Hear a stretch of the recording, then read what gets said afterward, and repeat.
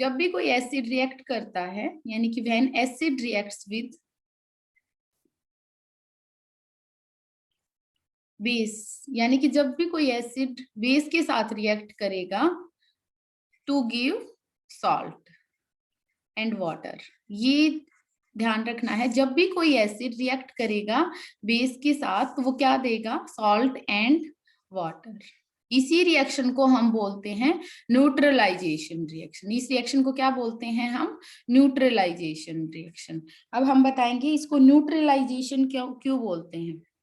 ठीक है, लाइजेशन रिएक्शन। हमने क्या बताया कि जब एसिड रिएक्ट करता है बेस के साथ तो क्या बनेगा, सॉल्ट प्लस वाटर।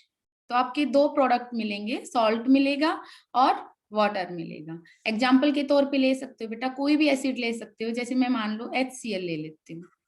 और सेकंड बेस कुछ भी ले सकते हो, बेस जैसे मैंने क्या ले लिया, NaOH ले लिया।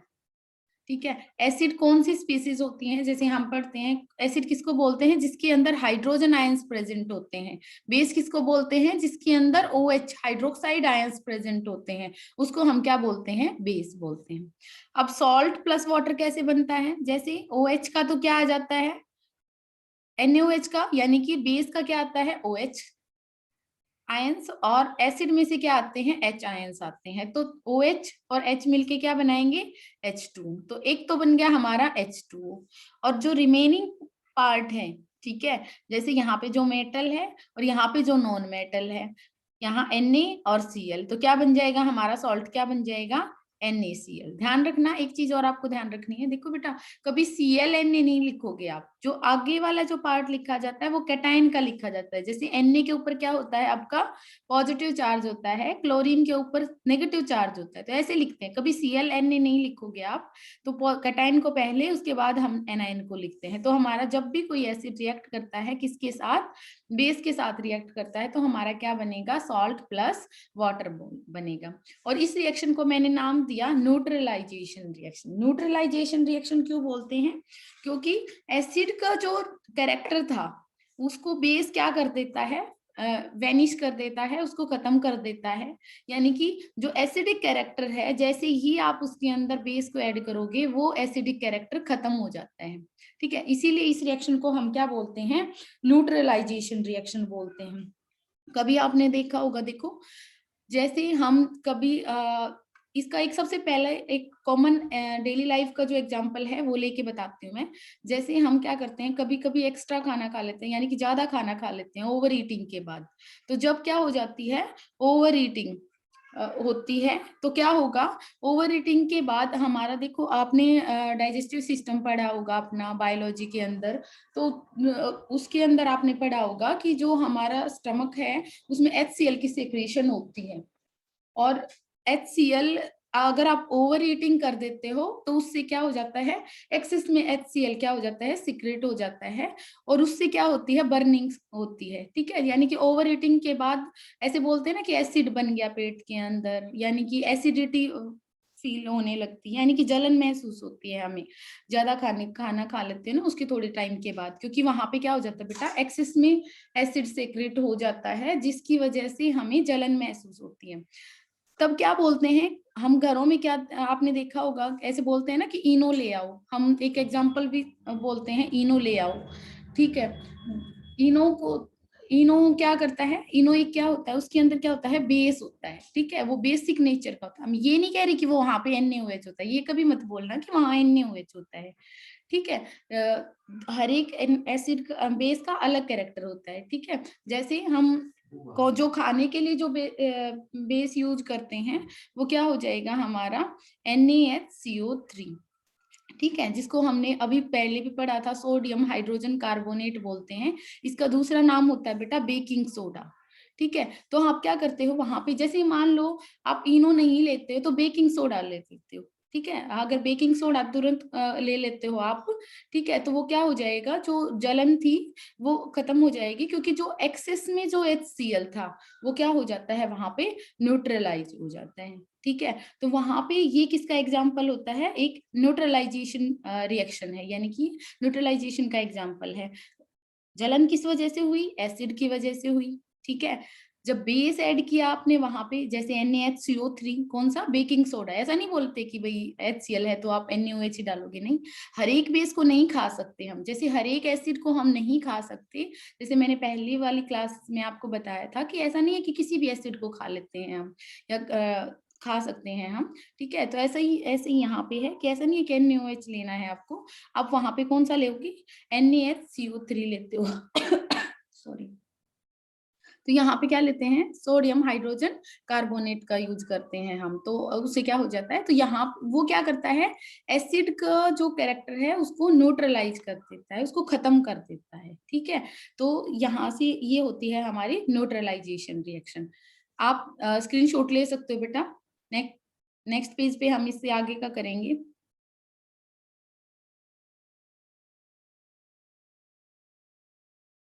फिनोफ्थलीन एक इंडिकेटर है बेटा, और इंडिकेटर है इसलिए क्या करता है, जब आप फिनोफ्थलीन को किसी एसिड के अंदर, यानी कि ऐसी जगह ऐड करोगे, ऐसे सॉल्यूशन में ऐड करोगे जहां जिसका कैरेक्टर एसिडिक है, तो ये क्या रहेगा, क्योंकि ये कलरलेस होता है, ये होता है कलरलेस। तो ये कैसा रहेगा? कलरलेस रहेगा। तो एसिड के अंदर जब ऐड करोगे तो ये कोई कलर शो नहीं करेगा, तो इससे प्रूव हो जाएगा कि हाँ ये इसका एसिडिक कैरेक्टर है, ठीक है। नेक्स्ट आता है हमारा, जब भी किसी बेस के साथ रिएक्ट करेगा ये, यानी कि जहां पे बेस होगा, सॉरी, जहां पे बेस होगा वहां पे ये कलर देगा पिंक कलर। यानी कि ऐसे सॉल्यूशन के अंदर ऐड करोगे जिसके अंदर जिसका कैरेक्टर बेसिक है, तो क्या हो जाएगा, वो कलर वहां पे कैसा दे देगा, ये पिंक कलर दे देगा। एज्यूम करो बेटा, हम यहाँ पे मानते हैं मेरे पास एक सॉल्यूशन है, ठीक है, मेरे पास एक सॉल्यूशन है, और ये किसका सॉल्यूशन है? ये NaOH का सॉल्यूशन है, ठीक है। मैं आपको लैब में मान लो लेके जाती हूँ, और मैं वहां पे एक सॉल्यूशन ले लेती हूँ, और वो क्या है? NaOH का एक्वस सॉल्यूशन है, ठीक है। जब आप NaOH के सॉल्यूशन के अंदर, ठीक है, जब मैंने आपको जब बोलते हैं ना डाइल्यूट, डाइल्यूट मतलब कि उसका एक्वस सॉल्यूशन, प्योर NaOH नहीं लिया है मैंने, यहाँ पे कैसा लिया है? डाइल्यूटेड। डाइल्यूटेड का मतलब क्या है? उसके अंदर वाटर एडेड है, ठीक है। तो जब हमने डाइल्यूट NaOH ले लिया तो ऑब्वियस सी बात है, यहाँ आपको दिख रहा है कि ये कैसा कैरेक्टर है? ये बेसिक कैरेक्टर है। और मैं मान लो यहाँ पे फिनोफ्थलीन ऐड करवाती हूँ इसके अंदर, तो जैसे ही फिनोफ्थलीन इसके अंदर ऐड होगा, ठीक है, तो फिनोफ्थलीन की प्रेजेंस में ये कैसा देगा? ये पिंक कलर दे देगा, ठीक है। जैसे ही फिनोफ्थलीन ऐड करवाओगे बेटा, ये पिंक कलर देगा। पिंक कलर किस चीज को इंडिकेट करता है? पिंक कलर फिनोफ्थलीन का ये हमें ये बता रहा है कि जो हमारे पास सॉल्यूशन है वो कैसा है? बेसिक है भाई नेचर में, क्योंकि पिंक कलर कैसे सॉल्यूशन में देगा? वो बेसिक सॉल्यूशन में देगा, ठीक है। अब हमारे पास जो ये सॉल्यूशन पिंक हो गया है, मैं इसको ये देखना चाहती हूँ क्या मैं इस बेसिक कैरेक्टर को खत्म कर सकती हूँ। अब मेरे पास ये सॉल्यूशन कैसा है बेटा? पिंक कलर का। आप ये मानिए ये मेरे पास कैसा है? पिंक कलर का सॉल्यूशन है, ये वाला, फिनोफ्थलीन ऐड करने के बाद। आप ये मानिए कि अगर जब मान लो इसके अंदर मैं क्या ऐड कर दूं? एसिड को ऐड कर दूं, ठीक है, पिंक कलर है तो कैसा कैरेक्टर है? ये बेसिक कैरेक्टर है। अगर मैं इसके अंदर एसिड को ऐड करने लग जाऊं, तो मैंने क्या बोला था कि अगर बेस के अंदर एसिड ऐड करोगे या फिर एसिड के अंदर बेस ऐड करोगे तो वे एक दूसरे के कैरेक्टर को न्यूट्रलाइज करते हैं। तो जब आप इस बेसिक कैरेक्टर के अंदर एसिड को जैसे जैसे ऐड करोगे बेटा, ठीक है, तो थोड़े टाइम के बाद देखोगे कि वो कैसा हो जाएगा? After some time it will be colourless. तो जैसे ही कलरलेस होगा, कलरलेस क्यों हो गया? क्योंकि धीरे धीरे जैसे एक ड्रॉप ऐड की, जो जैसे जैसे एसिड ऐड करोगे ये पिंक कलर हल्का होता चला जाएगा। हल्का क्यों हो रहा है? क्योंकि वो जो बेसिक कैरेक्टर, पिंक कलर किसकी वजह से था? बेसिक कलर की वजह से था, ठीक है, बेसिक नेचर की वजह से था। तो अब जैसे एसिड ऐड कर रहे हो तो वो बेसिक नेचर क्या हो रहा है? वैनिश हो रहा है, खत्म हो रहा है। तो जैसे जैसे बेसिक नेचर कम होता जाएगा बेटा, तो एसिड ऐड करते जाओ, एसिड ऐड करते जाओगे ना, वैसे वैसे वो पिंक कलर डिसअपियर होने लग जाएगा, और एक पॉइंट ऐसा आ जाएगा आपका सॉल्यूशन बिल्कुल कलरलेस हो जाएगा। कलरलेस क्यों हो गया? कलरलेस इसलिए हो गया कि जितना भी बेसिक था ये, यानी कि इसके अंदर ये कलर क्यों था? क्योंकि बेसिक था, और बेसिक किस वजह से होता है? OH नेगेटिव आयंस की वजह से। आप क्या ऐड करवा रहे हो? एसिड, तो जितने भी OH नेगेटिव आयंस थे उनको आपने H पॉजिटिव आयन से न्यूट्रलाइज करवा दिया। और इस वजह से जैसे ही आपका एकदम से जो जिस पॉइंट पे आपका कलर लेस हुआ है, ठीक है, ड्रॉप वाइज ऐड करवानी है आपको, वो होता है कि आप ये बोलोगे कि ये इस पॉइंट पे क्या होगी है, वो न्यूट्रलाइजेशन होगी। इस कैरेक्टर से क्या पता, इस जो एक्सपेरिमेंट से हमें क्या पता चला बेटा, इस एक्सपेरिमेंट से हमें पता चलता है कि जो बेसिक कैरेक्टर है वो न्यूट्रलाइज कर दिया गया है एसिडिक कैरेक्टर से। तो ये होता है न्यूट्रलाइजेशन रिएक्शन। तो आप एसिड को बेस के अंदर ऐड कर दो या फिर बेस को एसिड के अंदर ऐड कर दो, वो एक दूसरे को न्यूट्रलाइज करते हैं, यानी कि एक दूसरे के कैरेक्टर को खत्म करते हैं, ठीक है, वेनिश करते हैं। तो ये होता है न्यूट्रलाइजेशन रिएक्शन।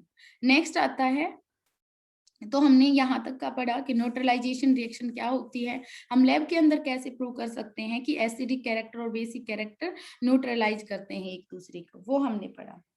नेक्स्ट आता है हमारे पास, जब भी कोई एसिड, यानी कि अगर मैं नेक्स्ट प्रॉपर्टी की बात करती हूँ, एसिड रिएक्ट विथ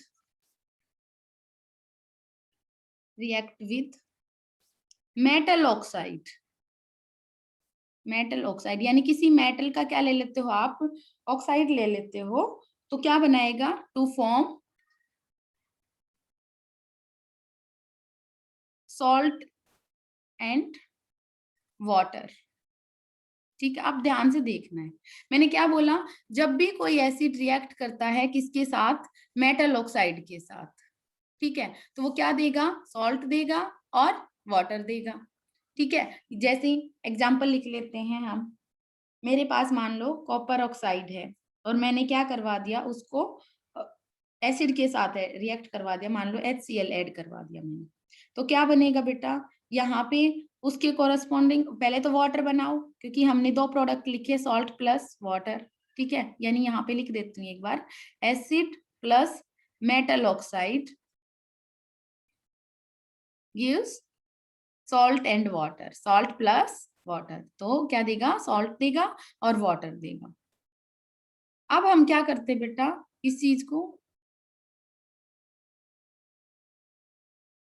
ओके, तो अब हम क्या करते हैं, मान लो कॉपर ऑक्साइड, कोई भी मेटल ऑक्साइड यहाँ पे हो सकता है, जैसे मैंने क्या ले लिया, मेटल ऑक्साइड के लिए एग्जांपल के तौर पे कॉपर ऑक्साइड को चूज किया है, तो आप क्या करते हो, यहाँ पे ये हाइड्रोजन और ये ऑक्सीजन से यहाँ पे क्या बनेगा, आपका वाटर बन जाएगा, प्लस क्या हो जाएगा आपका कॉपर क्लोराइड, यानी कि जो इसका काउंटर पार्ट है ये वाला, और इसका आपको क्या करना है, इससे क्या बनाना है, सॉल्ट, तो क्या बनेगा आपका CuCl2 तो कॉपर क्लोराइड, तो ये क्या बन गया, सॉल्ट एंड वाटर। अब एक चीज बताओ मुझे, देखो ये चीज हम आगे डीप में पढ़ेंगे, इसका मतलब एसिड जब भी, देखो कोई भी एसिड, जैसे मान लो ये क्या था एसिड, इसने क्या किया, इस मेटल ऑक्साइड के साथ क्या किया, रिएक्ट किया और क्या दिया, हमारा सॉल्ट एंड वाटर दिया। तो इसका मतलब क्या, ऐसा नहीं लग रहा बेटा, देखो कोई भी रिएक्शन जिसके अंदर सॉल्ट एंड वाटर निकले, एसिड रिएक्ट करे, तो इसका मतलब मेटल ऑक्साइड का कैरेक्टर कैसा है, पक्का बेसिक है। ये चीज मैं आपको नेक्स्ट थर्ड चैप्टर में फिर से करवाऊंगी, तब आपको सारी चीजें समझ आएंगी, जब हम मेटल नॉन मेटल्स के बारे में पढ़ेंगे। तो आज आपको इतना नहीं सोचना है कि बेसिक कैसे है, ठीक है, जब मैं आपको वहां पे करवाऊंगी तब आपको समझ आएगा कि ये बेसिक नेचर कैसे है और मैं क्यों बोल रही हूँ इसको बेसिक, ये डीप में करेंगे हम आगे। आपको सिर्फ ध्यान रखना है कि ये मेटल ऑक्साइड, क्योंकि न्यूट्रलाइजेशन, क्योंकि देखो बेटा जहां पे भी आपको एसिड को और बेस को रिएक्ट करोगे तभी आपका सॉल्ट एंड वाटर निकलेगा, तो पक्का ये जो दूसरे का कैरेक्टर है ना वो बेसिक मिलेगा, तभी यहाँ पे क्या हुई है, न्यूट्रलाइजेशन रिएक्शन हुई है। ठीक है, तो यहां तक हम क्या करते हैं, तो ये हो गया हमारी प्रॉपर्टीज ऑफ एसिड। तो मैंने प्रॉपर्टीज ऑफ एसिड डिस्कस की, आप सभी को समझ आई होंगी कि कैसे कैसे हम रिएक्शन करवाते हैं। अब जो मैं टॉपिक स्टार्ट करने वाली हूँ वो बहुत ज्यादा इंपॉर्टेंट है और वहां से क्वेश्चन बहुत बनते हैं बेटा, सिंपल सा टॉपिक है और इम्पोर्टेंट भी बहुत है। देखो अब आता है, जैसे मैंने आपको एक प्रॉपर्टी पढ़ाई थी जिसके अंदर मैंने बताया था कि जब कोई एसिड रिएक्ट करता है, acid plus Na2CO3 sodium carbonate या फिर कोई भी मेटल कार्बोनेट, ठीक है, यहाँ पे मैंने क्या लिया है, सोडियम कार्बोनेट। तो क्या लिखोगे आप, मैंने आपको बताया था यहाँ पे CO2, जब भी आपको बेटा कार्बोनेट वाली कोई भी मेटल कार्बोनेट दिखे तो आप ऐसे बोलोगे कि CO2 प्लस H2O तो निकलेगा ही निकलेगा, प्लस यहाँ पे क्या निकलेगा, अपना सॉल्ट बनेगा। तो यहाँ पे क्या निकलती है, कोई एग्जाम्पल के तौर पे मैंने बताया था कि CO2 गैस निकलती है। इसी तरीके से एक चीज और, एक कैरेक्टरिस्टिक और भी पढ़ाई थी मैंने एसिड की, कि जब भी कोई एसिड किसी बाइकार्बोनेट के साथ, सोडियम हाइड्रोजन कार्बोनेट है जैसे यहाँ पे, तो रिएक्ट करेगा तो वो क्या बनेगा, salt plus CO2 plus H2। ठीक है, कोई भी एसिड, ठीक है, किसी मेटल के साथ रिएक्ट करती है, ये वाली कैरेक्टरिस्टिक भी हमने पढ़ी थी। तो मैंने बताया था कि वो क्या बनाती है, salt plus H2 gas, H2। अब हम आपको ये चीजें सिखाएंगे कि ये कैसे, अब हम, ये दोनों गैस हैं, कार्बन डाइऑक्साइड क्या है बेटा, गैस है, और हाइड्रोजन क्या है, एक गैस है। ठीक है, अब हमें ये चेक करना है कि जब भी हमने रिएक्शन की है वहां पे CO2 गैस निकली है या फिर H2 गैस निकली है। जैसे मैंने अभी बताया कि यहाँ पे CO2 गैस निकलेगी बेटा और वाटर निकलेगा, तो हमें मान लो प्रूव करना पड़ जाए कि CO2 गैस है, ये जो गैस निकली है वो CO2 ही है। तो उसके लिए क्या करेंगे हम, ठीक है, किस तरीके से हम चेक कर सकते हैं कि CO2 गैस है। अब हम यहाँ पे करेंगे टेस्ट फॉर CO2, यानी कि एक ऐसा एक्सपेरिमेंट पढ़ेंगे जिसमें हम पढ़ेंगे कि CO2 को की प्रेजेंस को फाइंड आउट कैसे कर सकते हैं कि जो गैस निकली है वो CO2 ही है। अब आप पहले एक बार CO2 के बारे में पढ़ना है आपको। जब भी CO2 को पास किया जाता है किसमें से, लाइम वाटर से। लाइम वाटर क्या होता है बेटा, आपने फर्स्ट चैप्टर में भी पढ़ा था, कैल्शियम हाइड्रोक्साइड। ठीक है, ये क्या है आपका, लाइम वाटर, इसको बोलते हैं हम लाइम वाटर। तो जब भी लाइम वाटर, इसको आप लिखते हो, इसको देखो, ये जर्नल नेम होते हैं, कॉमन नेम होते हैं। ठीक है, कॉमनली हम क्या बोलते हैं, लाइम वाटर बोलते हैं। ठीक है, वैसे अगर केमिकल नेम पूछता है तो आप लिखोगे कैल्शियम हाइड्रोक्साइड।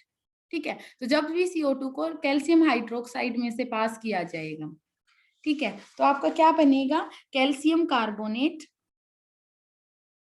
प्लस वाटर, ये प्रोडक्ट बनते हैं। ध्यान रखने हैं, अब आपको याद करने ये वाली चीजें, कि जब भी क्या करते हैं हम CO2 को पास करवाते हैं कैल्शियम हाइड्रोक्साइड से, यानी कि लाइम वाटर में से पास करवाते हैं, तो क्या बनता है हमारा, कैल्शियम कार्बोनेट और वाटर मिलता है। ये इंपॉर्टेंट है, इसलिए हम इसको मार्क कर देते हैं। बिल्कुल बिल्कुल याद करो इस चीज को, कि CO2 को पास करवाओगे कैल्शियम हाइड्रोक्साइड से तो क्या बनेगा, कैल्शियम कार्बोनेट और वाटर। अब मैंने आपको सिंबल सिखाए थे कि यहाँ पे अगर S लिख दूं मैं, तो इसका मतलब ये क्या है, सॉलिड है, और ये क्या है बेटा, लिक्विड है। ये क्यों बता रही हूँ मैं, आगे बताऊंगी इस चीज का मतलब, एक्वस, और ये क्या है, गैसियस। ठीक है, तो अब हम बात करते हैं कि CO2, जब भी CO2 गैस को इसमें देखो, एक्वस का मतलब क्या होता है, जब किसी को पानी के अंदर जो सॉल्यूशन बनाया जाता है। एक्वस वर्ड कहाँ से आया है, एक्वा, एक्वा मीन्स वाटर। ठीक है, यानी कि पानी के अंदर जब सॉल्यूशन बनाया जाता है तो उसको बोलते हैं हम एक्वस सॉल्यूशन। तो जब CO2 को या ऐड करवा देते हैं हम कैल्शियम हाइड्रोक्साइड के अंदर, तो कैल्शियम हाइड्रोक्साइड देखो पहले क्या होता है, कैल्शियम, लाइम वाटर बिल्कुल क्लियर होता है बेटा, बिल्कुल क्लियर, लाइम वाटर बिल्कुल क्लियर होता है। आप ऐसे बोल सकते हो जैसे NaCl का होता है सॉल्यूशन। जैसे नमक को आप पानी के अंदर डिजोल्व करोगे तो आपको बिल्कुल क्लियर सॉल्यूशन मिलता है, आप ऐसे ही ये मान के चलिए कि ये भी क्या है, कैल्शियम हाइड्रोक्साइड है, जैसे इसका भी वैसा ही सॉल्यूशन होता है, बिल्कुल क्लियर। ठीक है, ऐसा देखने से बिल्कुल पता नहीं चलेगा कि इसके अंदर कैल्शियम हाइड्रोक्साइड डिजोल्व है। अब हम क्या करते हैं, हम जब भी इसमें से CO2 को पास कराओगे बेटा, इसमें से क्या करोगे, CO2 को पास करवाओगे, तो ये क्लियर था बिल्कुल हमारे पास सॉल्यूशन। और जैसे ही आप इसके अंदर CO2 को पास करवाओगे, आपको क्या आ जाएगी, ये वाले जो कैल्शियम कार्बोनेट की फॉर्मेशन होगी, यहाँ पे क्या आती है बेटा, मिल्कीनेस आ जाएगी। मिल्कीनेस का मतलब क्या हो जाएगा, यहाँ पे आपको जो व्हाइट सॉलिड है, क्योंकि ये क्या है, सॉलिड, देखो ये क्या था, बिल्कुल ये हमने पास करवाया, ये क्या है, गैस है, और जो ये वाला सॉल्यूशन है ये क्या है हमारे पास, ये एक्वस सॉल्यूशन है। ठीक है, बिल्कुल पानी है ये। यहाँ पे कुछ भी देखो, पानी के अंदर हम गैस को ऐड करवा रहे थे, यहाँ पे कुछ भी सॉलिड नहीं था। लेकिन जैसे ही आपने CO2 को गैस को ऐड करवाया बेटा, तो यहाँ पे व्हाइट कलर के प्रेसिपिटेट आ जाते हैं। प्रेसिपिटेट मैंने आपको सिखाया है, यानी कि सॉलिड सब्सटेंसेस जो इनसॉल्युबल होते हैं। ठीक है, व्हाइट कलर का इनसॉल्युबल सब्सटेंस मिलता है आपको। ठीक है, क्योंकि ये सॉलिड आ गया अब और ये लिक्विड बन गया। तो जो इन दोनों के रिएक्शन से जो बना ना, वो क्या है, एक तो सॉलिड है और एक लिक्विड है। तो सॉलिड तो डिजोल्व नहीं है यहाँ पे। ठीक है, तो ये क्या है, सॉलिड फॉर्म में क्या बन जाएगा, कैल्शियम कार्बोनेट बन जाता है। इसी वजह से क्या हो जाएगा, CO2। तो आपको क्या करना, आपको क्या समझ आया कि जैसे ही इस क्लियर सॉल्यूशन में से आप CO2 को पास करवाओगे, जैसे पानी जैसा जो सॉल्यूशन था, ठीक है, उसमें से जैसे ही CO2 को पास करवाओगे, अगर आपको व्हाइट कलर की अपीयरेंस आ जाती है बेटा, व्हाइट कलर की प्रेसिपिटेट अगर फॉर्मेशन हो जाती है, तो आप क्या बोलोगे कि ये क्या बन रहा है यहाँ पे, कि ये जो गैस हमने पास करवाई है वो पक्का CO2 है। क्योंकि उसी से क्या बनेंगे, ये व्हाइट कलर के सॉलिड सब्सटेंस बनेगा, व्हाइट कलर के प्रेसिपिटेट बनेंगे। तो हमने प्रेसिपिटेट आपको पहले वाली क्लासेस में सिखाया है कि प्रेसिपिटेट होते क्या है, तो आपको वो भी एक बार पढ़ के देख लेना है। ठीक है, तो व्हाइट कलर के प्रेसिपिटेट बन जाते हैं। तो इससे हमें पता चल जाएगी कि इसके अंदर CO2 डिजोल्व है। अब एक और चीज करो, आप अगर ऐसा करते रहोगे ना कि चलो भाई हम और ज्यादा CO2 को पास करवा देते हैं, और ज्यादा CO2 को पास करवा देते हैं, पता है क्या हो जाएगा। अब जैसे मान लो आपका ये जो बना, जैसे ही आपने इसके अंदर ये वाला ऐड करवाया, आपके ये वाले जो प्रोडक्ट बन गए। अब मान लो इस प्रोडक्ट के अंदर आप एक्सेस में CO2 डाल दो, और ज्यादा CO2 पास करवाओगे, calcium carbonate plus H2O plus CO2। ठीक है, ये क्या था हमारा सॉलिड। ठीक है, ये क्या है लिक्विड, और ये क्या है गैस। तो जैसे ही पता है क्या बनेगा, आपका बनेगा CaHCO3 का सोडियम हाइड्रोजन कार्बोनेट। ठीक है, ये बनेगा। और ये क्या होता है बेटा, ये सॉल्युबल होता है वाटर के अंदर। इसका मतलब क्या हुआ, अगर आपने थोड़ी सी CO2 पास करवाई है ना, तो क्या हो जाएगा, आपको व्हाइट कलर के प्रेसिपिटेट दिखेंगे। लेकिन जैसे आपने बहुत ज्यादा CO2 अगर पास करवा दी, तो क्या हो जाएगा, और फर्दर रिएक्शन हो जाएगी, यानी कि ये कैल्शियम कार्बोनेट और ज्यादा रिएक्शन कर जाएगा और CO2 के साथ। और अगर और ज्यादा रिएक्शन होगी ना, तो क्या हो जाएगा, आपका कैल्शियम हाइड्रोजन कार्बोनेट बन जाएगा। और ये क्या होता है आपका सॉल्युबल इन वाटर। ठीक है, तो यानी कि वापस से क्लियर सॉल्यूशन आ जाएगा आपका कलरलेस। यानी कि अगर CO2 पास करवाई, आपको व्हाइट कलर के प्रेसिपिटेट दिख जाएंगे, और ज्यादा CO2 पास करवा दी, तो जैसे पहले जैसा सॉल्यूशन था ना, बिल्कुल कलरलेस, वैसा ही सॉल्यूशन हो जाएगा। तो आपका क्या हो जाएगा, क्योंकि वो क्या बनाएगा, CaHCO3। क्योंकि सॉलिड तो क्या था, ये था। अगर आपने और ज्यादा रिएक्शन करवा दी, तो ये तो क्या बन गया, ये तो डिजोल्व है, यानी कि एक्वा सॉल्यूशन बन गया वो तो। ठीक है, तो आपको क्या करना है, एक लिमिट के अंदर आपको CO2 पास करवानी है, तभी आप फाइंड आउट करवाते हो। तो ये बहुत ज्यादा इंपॉर्टेंट, आप ऐसे बोल सकते हो कि इस चैप्टर में से बहुत से क्वेश्चन इसमें से पूछे जाते हैं, इस टॉपिक्स में से। ठीक है, आप NCERT के क्वेश्चन यहाँ से लगा के देखोगे, तो वहां पे डायरेक्ट क्वेश्चन है। जैसे मैं अभी एक क्वेश्चन करवाऊंगी आपको NCERT का, जो इसी पे बेस्ड है। ठीक है, क्वेश्चन लिखते हैं बेटा। तो आप सभी को यहाँ तक समझ आया होगा। उससे पहले एक चीज और करते हैं।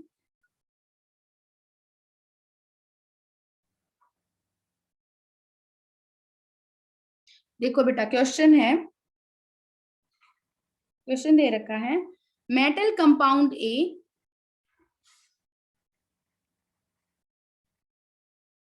react with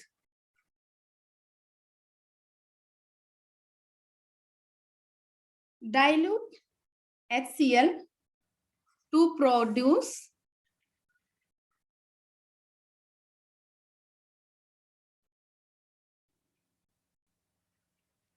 effervescence। अब इसका मतलब क्या होता है वो बताऊंगी मैं आपको।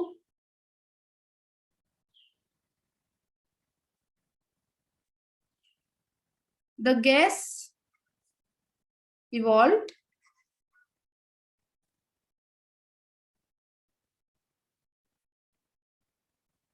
extinguishes a burning candle।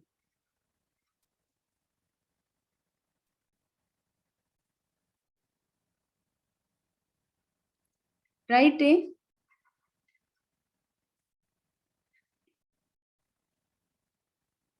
chemical equation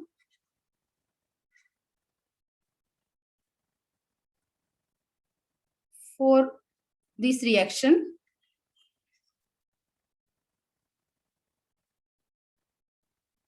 if one of compounds formed is calcium chloride, वो आपको देता है, देखो सबसे पहले तो यहाँ पे एक चीज सिखाते हैं, ये बोलता है एक मेटल कंपाउंड है ए, वो रिएक्ट करता है डाइल्यूट HCl के साथ। तो हमें जितनी बातें बताया पहले वो लिखते हैं बेटा, ठीक है। अब देखो CO2 की बात करते हैं, ठीक है। मैंने आपको पहले ये बताया था, जो टॉपिक चल रहा है वो हमारा CO2 के टेस्ट को लेके है। यहाँ पे CO2 के एक दूसरे कैरेक्टरिस्टिक भी बात करनी है।